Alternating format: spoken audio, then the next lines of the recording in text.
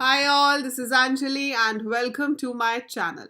So आज हम करेंगे सीरीज एट्रीब्यूट्स, मतलब जो डेटा स्ट्रक्चर्स हमने पांडास लाइब्रेरी में पढ़ा है सीरीज जिसको हमने क्रिएट किया विद डिफरेंट मेथड्स, आज हम देखेंगे कि उसके ऊपर क्या एट्रीब्यूट्स यूज हो सकते हैं. सो एट्रीब्यूट्स किस लिए होते हैं? एट्रीब्यूट्स का पर्पस होता है to define certain characteristics of a particular object. उसके फीचर्स को देखने के लिए, उसकी कैरेक्टरिस्टिक्स को देखने के लिए हम सीरीज के एट्रीब्यूट्स यूज करते हैं. So we have in total 10 attributes जो सीरीज के ऊपर काम करते हैं और हम एक एक करके देखेंगे कि ये सारे एट्रीब्यूट्स कैसे काम करते हैं और क्या रिजल्ट देते हैं. सो आप कभी भी कोई भी सीरीज क्रिएट करना चाहते हो तो सबसे पहले आपको क्या करना पड़ता है? Import pandas as PD and then you have to create your series. मान लो कि आप एक स्टूडेंट या काफ़ी सारे स्टूडेंट्स के मार्क्स स्टोर कराना चाहते हो. सो आप इसमें लिस्ट से भी बना सकते हो, डिक्शनरी से भी बना सकते हो. तो मान लो कि मैं एक डिक्शनरी ले लेती हूँ जहाँ पर मेरे पास स्टूडेंट का नाम जो है वो की है, ठीक है, and I have the marks as value. ठीक है, सो कुछ स्टूडेंट्स हम यहाँ पर ले लेते हैं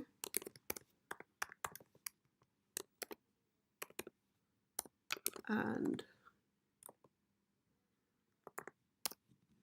so I have taken let's say these 5 students. ठीक है, अब मुझे इसकी सीरीज क्रिएट करनी है तो मैंने लिखा S1 is equal to pd dot series 2 and then I printed.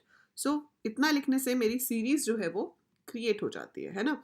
सो जब हम इसको रन करते हैं तो जो कीज हैं वो आपकी इंडेक्स बन जाएंगे और जो डेटा है वो आपकी वैल्यूज बन जाएगा and data type is int64.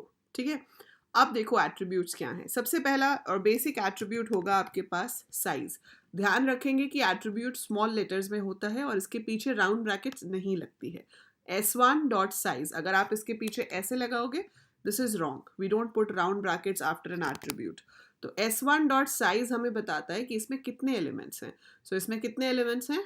5. तो साइज से आपको ये पता चलता है कि how many elements we have in the series. Then we have an attribute called ndim. dim का मतलब है dimension, n मतलब number of dimensions. तो हमें पता है सीरीज की डेफिनेशन ही ये है कि series is a one dimensional data structure. Since it is one dimensional data structure तो डायमेंशन आप जब भी सीरीज की प्रिंट कराओगे 1 ही आएगा. तो ये एक ऐसी चीज है जिसमें कोई फर्क नहीं पड़ता कि सीरीज में कितनी वैल्यूज है, 10 हो, 100 हो, 1000 हो, कितनी भी वैल्यूज हो, उसने आपको 1 ही देना है क्योंकि डायमेंशन एक है. डेटा फ्रेम का डायमेंशन हमेशा 2 आएगा, सीरीज का डायमेंशन हमेशा ही 1 आएगा. अब सीरीज जो है वो 2 चीज़ों से बनी है. आपके पास इंडेक्स भी है और आपके पास डेटा भी है. आप सिर्फ इंडेक्स देखना चाहते हो तो आप S1 डॉट इंडेक्स लिख सकते हो. अगर आप सिर्फ डेटा ही देखना चाहते हो तो आप S1 डॉट वैल्यूज लिख सकते हो.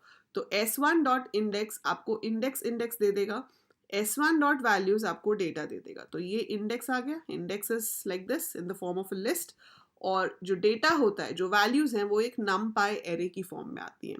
सो ये दोनों तो इंटीजर वैल्यूज हैं, ये लिस्ट है और ये जो है ये क्या है? numpy array. This is the set of values 90, 98, 89, 78, 99.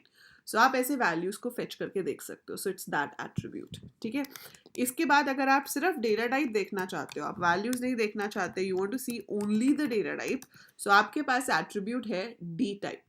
इसको अगर मैं रन करती हूँ तो डी टाइप क्या आ जाएगा? int64. So it's coming like this. ठीक है, अब यहाँ पे इंट्स के पीछे इस 64 का मतलब क्या है? ये 64 है 64 बिट्स, मतलब एक इंटीजर को स्टोर करने के लिए 64 बिट्स का इस्तेमाल हो रहा है. 1 byte is equal to 8 bits. एक बाइट में 8 बिट्स होती हैं. तो 64 बिट्स का मतलब हो गया 8 बाइट्स, बिकॉज 8 इंटू 8 इज 64. तो एक इंटीजर यहाँ पर 8 बाइट्स, 8 बाइट्स ले रहा है और 64 बिट्स ले रहा है. हमारे पास एक एट्रीब्यूट होता है थ्योरेटिकली जिसका नाम है आइटम साइज. ये प्रैक्टिकली नहीं चलेगा पर थ्योरी में आपसे पूछ सकते हैं. तो आइटम साइज बताता है कि एक सिंगल एलिमेंट मेमोरी में कितनी बाइट्स लेगा. तो इसका आंसर क्या आएगा? 8. अगर ये चलता, पर ये चलेगा नहीं, आप देखो इसमें एरर आ जाएगा. सो आइटम साइज जो डिफाइंड है थ्योरेटिकली, उसका पर्पस है to tell how many bytes a single element take. तो single element is taking 8 bytes in this. अब हम इसको तो रन करके नहीं देख सकते, पर हमारे पास एक और एट्रीब्यूट है जो आप रन करके देख सकते हो और वो है n बाइट्स. n बाइट्स बताता है कि पूरी सीरीज को टोटल नंबर ऑफ बाइट्स कितनी चाहिए। अब अगर 1 को 8 चाहिए तो मेरे पास कितने एलिमेंट्स हैं यहाँ पे, कितने एलिमेंट्स हैं, 5 है ना। सो 1 को 8 चाहिए, टोटल मेरे पास 5 एलिमेंट्स हैं, तो n बाइट्स कितना हो जाएगा 40। सो 8 into 5 इट विल बी 40। तो n बाइट्स अगर हम देखेंगे तो हमारे पास क्या आ जाएगा 40। क्यों आया 40? क्योंकि एक इंटीजर को 8 बाइट्स चाहिए बिकॉज वो 64 बिट्स का स्पेस है, और आपके पास 5 ऐसे इंटीजर्स हैं। अगर 6 होते तो 48 आंसर आता, 7 होते तो 56 एंड सो ऑन। ठीक है, so it's basically number of elements multiplied by bytes required by a single element, that is n bytes. बहुत ही इंपॉर्टेंट एट्रीब्यूट है ये। आपको क्वेश्चन कैसे आएगा एग्जाम में कि सीरीज दी जाएगी और फिर आपसे पूछ लेंगे कि बताओ इसका आउटपुट क्या होगा, तो आपको इसका आउटपुट बताना पड़ेगा। ठीक है, then we have shape. Shape वैसे तो डेटा फ्रेम का एट्रीब्यूट है पर सीरीज के साथ भी चल जाता है। तो जब हम s1 डॉट शेप लिखते हैं वो बेसिकली बताता तो नंबर ऑफ एलिमेंट्स ही हैं लेकिन एक टपल की फॉर्म में। तो राउंड ब्रैकेट्स में 5 कॉमा का मतलब क्या है, the data is in the form of a tuple, जबकि साइज जो है वो आपको दे रहा था in the form of an integer. So यहाँ पर आपके पास नंबर ऑफ रोज आती हैं बेसिकली। वैसे शेप का मतलब होता है number of rose comma number of columns, तो यहाँ पे तो सिर्फ रोज है क्योंकि ये 1 डायमेंशनल है, कॉलम तो है ही नहीं। सो 5 वैल्यूज हैं इसलिए 5 कॉमा आ जाता है। ठीक है, अभी कुछ और सिंपल से एट्रीब्यूट्स हैं, इतने ज़्यादा हम यूज़ नहीं करते but it's there so you should know. s1 dot empty ये आपको या तो ट्रू देता है या फॉल्स देता है। अगर आपकी सीरीज खाली है तो ये आपको ट्रू देगा, लेकिन अगर सीरीज में कुछ है तो ये आपको फॉल्स देगा। तो मेरी सीरीज में तो डेटा है ना, that's why it is giving you false. लेकिन अगर मैं यहाँ पर बना लेती हूँ s2 is equal to pd dot series, मैंने आपको बताया था खाली सीरीज कैसे बनती है। So this is an empty series. अब अगर आप यहाँ पर इसके साथ एम्प्टी लिखोगे तो ये आपको ट्रू देगा क्योंकि वो खाली है, उसमें कोई डेटा नहीं है। सो s2 dot empty will give you true because that's empty। तो अगर आपको कभी देखना हो कि कोई सीरीज खाली है या नहीं तो आप डॉट empty लिख के देख सकते हो। आखिरी एट्रीब्यूट है हैज नैन्स। हैज नैन्स, नैन्स क्या होता है, नॉट अ नंबर वैल्यू। अभी अगर मैं इसको रन करती हूँ s1 के साथ तो ये फॉल्स देगा कि इसमें कोई भी नैन वैल्यू हमारे पास नहीं है, false, it does not have a NaN value. लेकिन अगर नैन वैल्यू होती, नैन वैल्यू कैसे होती, अगर मैं किसी के मार्क्स में नन ले लेती, ठीक है, तो नन का मतलब है कोई वैल्यू नहीं है मेरे पास। So in that case it will give you true कि हाँ हमारे पास कोई ऐसा डेटा है जिसकी वैल्यू ही डिफाइंड नहीं है। लेकिन अगर सबकी वैल्यू डिफाइंड है तो हैज नैन्स आपको फॉल्स देगा। अगर कोई ऐसी वैल्यू है जो डिफाइंड नहीं है तो वो आपको ट्रू देगा। तो इनकी ज़रूरत पड़ जाती है कभी कभी जब हम दो सीरीज़ के ऊपर ऑपरेशन परफॉर्म करते हैं, जैसे कि प्लस माइनस वगैरह, वो आगे जाके देखेंगे, और हम देखना चाहते हैं कि रिजल्ट में खाली सीरीज़ तो नहीं आ गई या रिजल्ट में नैन तो नहीं आ गए रिजल्ट के अंदर। तो टू चेक दैट हम यहाँ पर इसका इस्तेमाल कर सकते हैं। तो आपको ये सारे के सारे एट्रीब्यूट्स पता होने चाहिए कौन कौन से हैं। ऐसा थ्योरी क्वेश्चन बहुत रेयर ही आता है कि भाई list the attributes of a series, ऐसे नहीं आता। तो कोड गिवन होता है और आपसे पूछ लिया जाता है कि इसका आउटपुट क्या होगा। सो कुछ इस तरीके से पूछ सकते हैं, जैसे ये कोड गिवन है, import pandas as PD and something is created, और आप पूछ लेंगे कि बताओ प्रिंट एसएन डॉट साइज लिखने से क्या प्रिंट होगा। तो इसमें कितने एलिमेंट्स हैं, 5, साइज बताता है नंबर ऑफ एलिमेंट्स, तो इसका आंसर क्या होगा ए 5। सो 5 एलिमेंट्स आर देयर, है ना। ऐसे ये कोड दिया हुआ है, इसका आउटपुट पूछ लेंगे। तो जब भी आप इंटीजर्स लेते हो, जब आपके होल नंबर्स हैं, इट्स ऑलवेज int 64, int 32 नहीं होता, int 68 नहीं होता, it is int 64। int 64 will be the correct answer.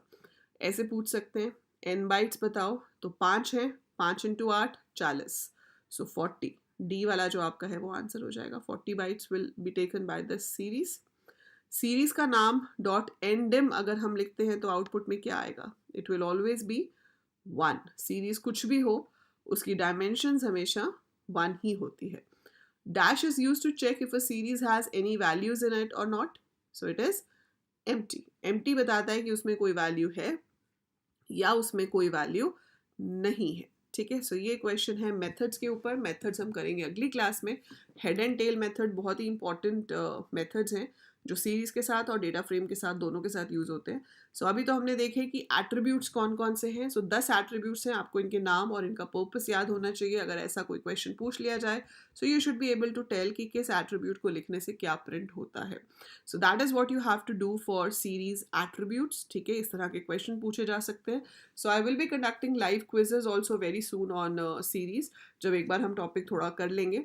और अगर आप पूरा का पूरा कोर्स मुझसे लाइव पढ़ना चाहते हो पूरे साल, यस, अगर पूरे साल आप मुझसे लाइव पढ़ना चाहते हो ताकि जब भी कभी आपको डाउट्स आए आप पूछ सको, प्रॉपर लेक्चर्स ले सको, PYQ, सैम्पल पेपर सब कुछ कर सको, तो AL कोडर्स ऐप डाउनलोड कर लीजिए।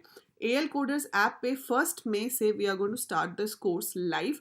उससे पहले कुछ फ्री क्लासेस होंगी, ट्रायल क्लासेस, बट 1 मई से रेगुलर बैच शुरू हो जाएगा, ठीक है। पूरे साल चलेगा और इसमें ये सारे पॉइंट्स जो यहाँ पे लिखे हैं आपको सब चीज़ें मिलेंगी।